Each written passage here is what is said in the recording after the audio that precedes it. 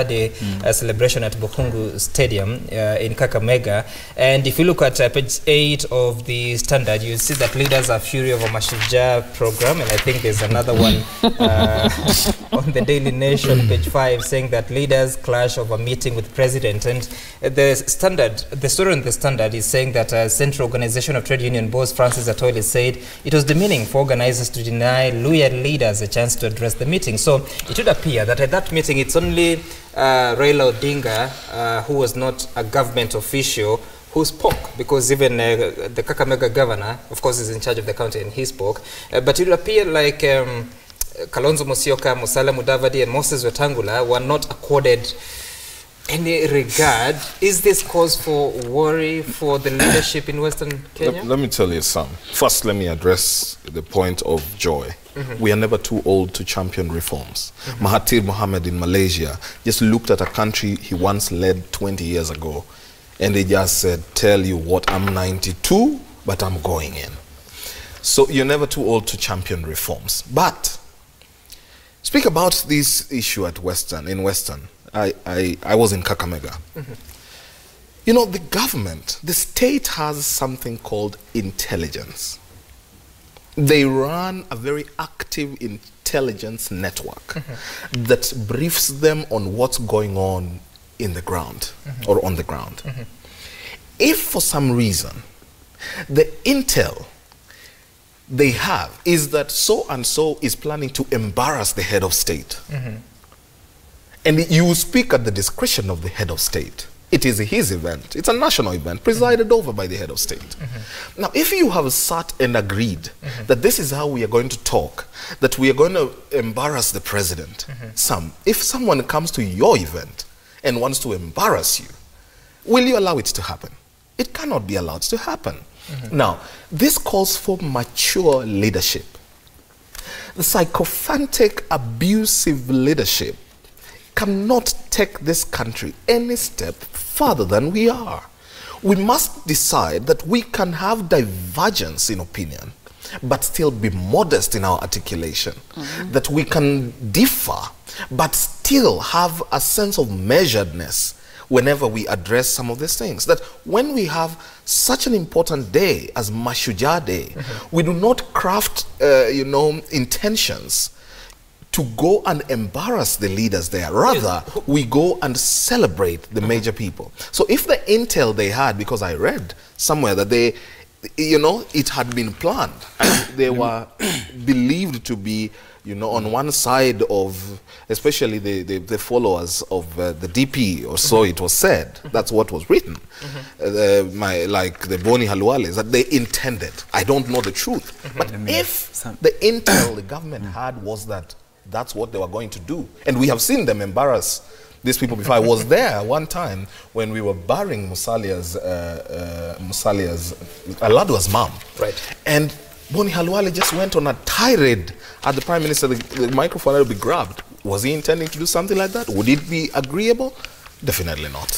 Some is burning to respond, but I just want to quote what Boni Halwale is said to have said, that either Mudavadi or I, meaning Halwale, should have been allowed to speak, but they pretended the region does not have leaders. Let me say that it was my first time to attend. He says that Governor Oparanya spoke as the host, not as president. That was my first time to attend national event, especially one presided over by the head of state since I was elected. And I must first commend the office of the president for the manner in which the event was organized. It was properly organized. Systems were in place. And I also want to thank Kakamega people for turning out in their large numbers. This is the first time I saw even the crowd, people are allowed to move inside and even sit in inside the grass where there are no seats. No, it was very well attended. But I'm disappointed by this insistence by former Western leaders, because as far as I'm concerned, as far as I'm concerned, Boni Halwale is not a leader right now. He's not an elected he does not hold any constitutional office to warrant him to demand to speak in a national event, a constitutional event, where the head of state is the one in charge. What was Halwale going to talk for, on whose behalf? So I think, let us be honest. In fact, I was so happy, you know, when the leaders were coming in, and the master of ceremony was mentioning the names of the leaders coming in. When they mentioned Mudavadi's name, there was even nobody who was excited. Even one single woman was excited about him arriving. What are you saying? So what I'm trying to say is that the national event organized by the head of state event, you cannot demand to talk. There were so many elected leaders there. The senator of Kakamega, my friend Malala, did not demand to talk. So we want Kenyans to respect the president, the head of state, and to respect some of these occasions. Because if Atwoli to me today is just any other commoner. Well, he must accept that he's no longer leader in this country. Let's agree.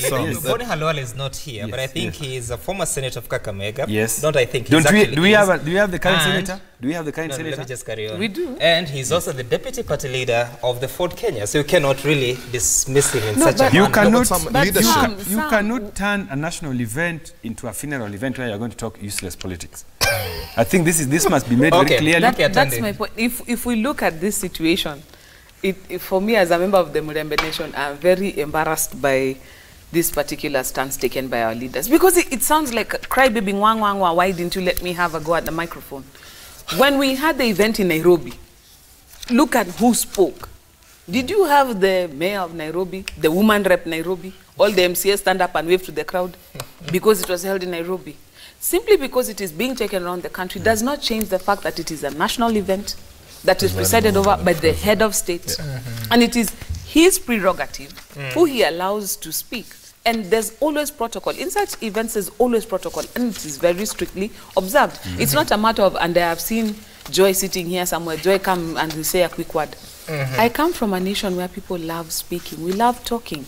And when we see people and you see a crowd, you know, I stand up and I say, and my friend Osiani is here, let him greet you shortly. And Osiani says, my friend Sam is also here, let him, before long, the program is spoiled. But over and above that, more importantly, we need to come to a place where we rise above such things. If you're having an impact on the ground and you're speaking to your people every day, what difference does it make that when you're meeting the same people whom you lead, you don't get an opportunity to speak to them? Why not have organize something even afterwards and say, you know what, after this, as your former leader, as your current former leader, I have slaughtered 7 bulls. Do not move, there is plenty of food for everybody. Then you can talk to them for that. It's one of those things that does not make any sense. And I hope they see they're following their ways and they don't repeat that. Because even on Twitter, we had a very good go at them and told them, please, there's a time and a place. Still.